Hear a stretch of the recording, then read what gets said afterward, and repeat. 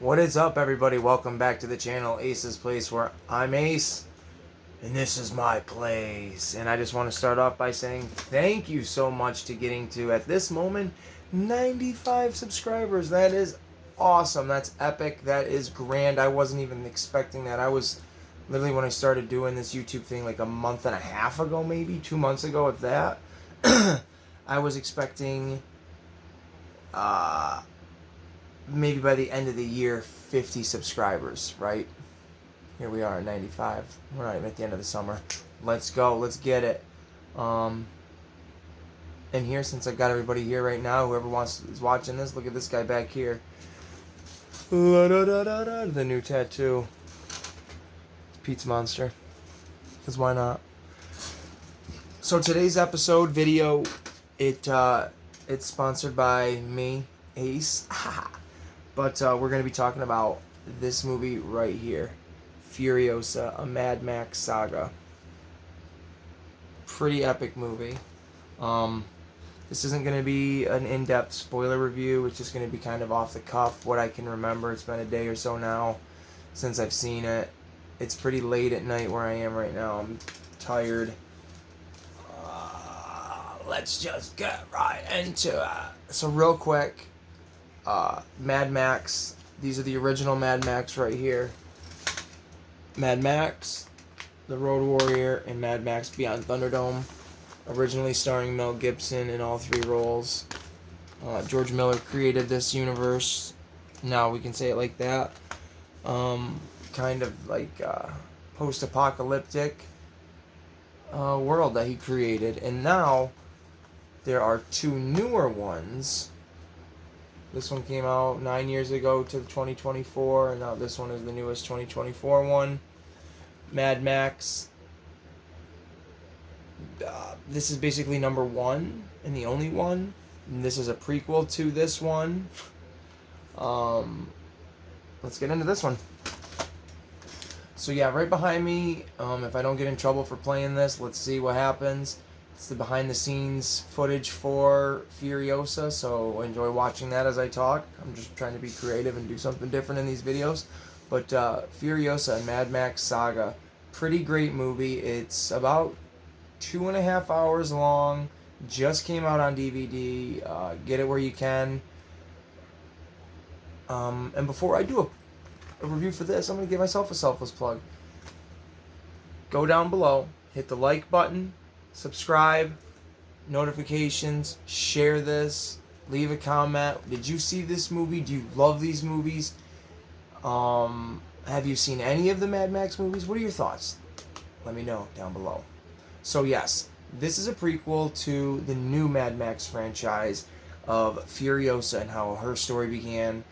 When we see her in Mad Max Fury Road, I don't want to give you any spoilers away, but we see her as, let's say, in her 30s, and she is like a lieutenant to Immortan Joe, who is a warlord in this post-apocalyptic world. He lives in the Citadel. He has all the necessities to keep his people alive, but he drags them and strings them along, inch by inch, because that's the power of a deity, a god, as he probably thinks he is, and he comes across in this world. In this starts off with Furiosa living in the Land of Mothers. I forget what it's called exactly, but there is a specific name for it. And they show her kind of get snatched from that area by, marauders and stuff. She eventually finds her way to Chris Hemsworth's character. I know it's Dementis, but he goes through couple different names for the movie. Dark Dementis, Red Dementis, I think Lord Dementis. But she comes across Chris Hemsworth's character, and he is, let's say, there are, throughout all the Mad Max movies, no matter what one you watch out of the 5, there's always like a main villain, right? Like a main bad guy. There's Toe Cutter, Immortan Joe, Humongous,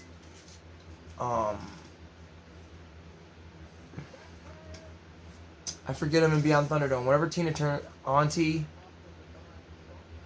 Auntie something. I can't remember right now from Beyond Thunderdome, but Auntie Entity, something like that. And then in this one, it's, you know, you've got Immortan Joe and Dementis, and he's cuckoo. So it's cool. So Dementis acquires Furiosa when she's a child, and you see her go through all these, like, horrible situations to prepare her for what she's eventually going to become. Dementis and Immortan Joe kind of come head to head and have a war of words first, and Dementis is like, I will give you this child and this guy, the organic mechanic, for all of one of your other establishments. I believe it was Gastown, because there's like 3 main establishments that well, 4 if you want to count the Land of Mothers or whatever it is, but there's Gastown, Bullet Farm, and the Citadel, each run by like its own kind of boss. But Immortan Joe controls all 3 of them. Years go by. I think it's like 15 years, and now Anya Taylor-Joy, who is headlining here, she is Furiosa, but not the child that we were watching in the beginning. It takes about like 45 minutes to like 55 minutes, almost an hour, for Anya Taylor-Joy to like step into this movie, and I thought that was kind of an interesting choice, but she comes in and she's really good. She's really good. Everybody's in this good. There's Thor right there, handsome Hemsworth, as I call him. He's my buddy. He's great as Lord Dementis. There's Rictus, Nathan Jones, a former WWF professional wrestler. He was in the first Mad Max movie. I actually have his autograph on the Mad Max poster, so that's kind of cool that he returns in this. Like all the, I don't want to say all, but a good chunk of the bad guy kind of characters return in this, because you're going back to them. So, or you're seeing them from the beginning, basically. Like, that's from the Mad Max movie. Anyways, get out of that. This movie. You see Furiosa grown into this adult. She now is pretending to be a boy, essentially, a guy, and working her way up the ranks of Immortan Joe's Citadel. She eventually gets to be part of a caravan troupe with this guy that looks very similar to Mel Gibson's Mad Max from the original 3. He's like got the shoulder pad, he's got like the knee brace thing, the gun on his hip, like the silver in his hair almost. And he kind of, felt kind of rushed capacity, became her mentor and kind of teaches her, like, hey, not everything sucks, like, and I'll teach you what to do, and then you can go and become, like, the best ever. So that happens. Eventually,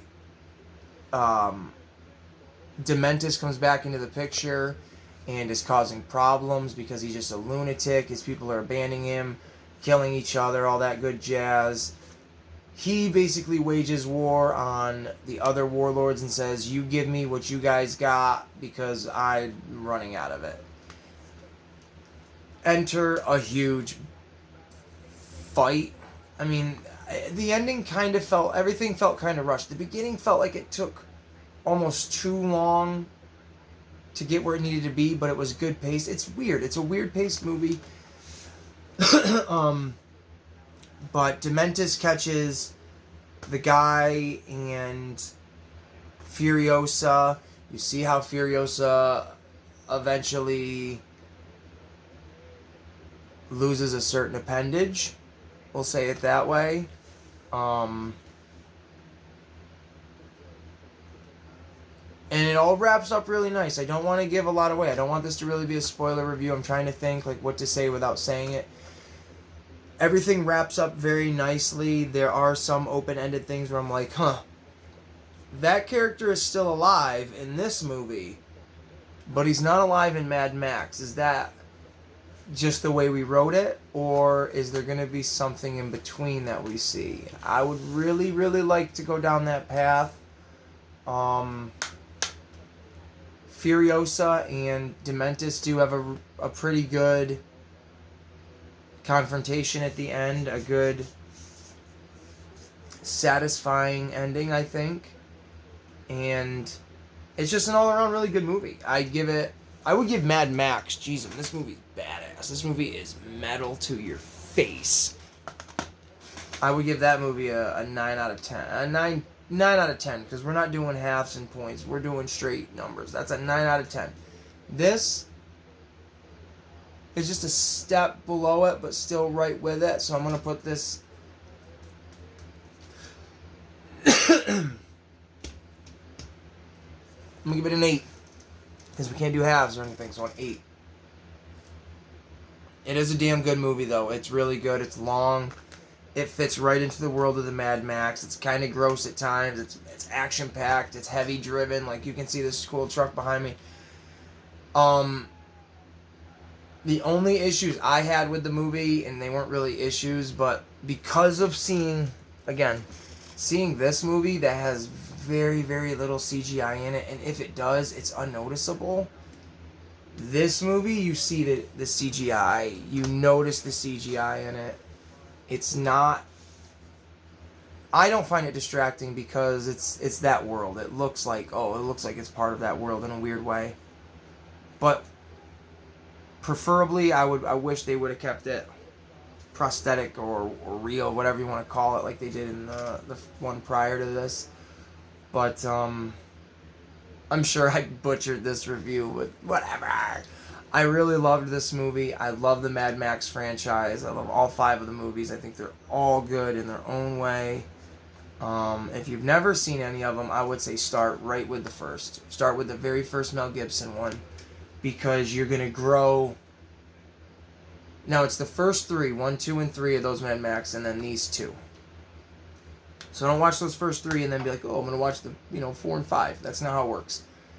Watch 1, 2, and 3, and then just be like, oh, this is interesting. And then when you get to this one and the other one, you'll be like, this is where they were going. This is what they wanted to do. And it's such a cool world. It's an awful world. It's an awful, disgusting world. But it's a cool world because, oh, I don't know. I guess it's just my own mind telling me I like it. But those are my thoughts on Furiosa and Mad Max Saga. If you've seen it, leave a comment in the comment section below. Tell me what you think. If you don't like it, if you do like it, if you love it, if you hate it, if you want more, if you don't want more, let me know. Like, subscribe. Love you guys. See you in the next one.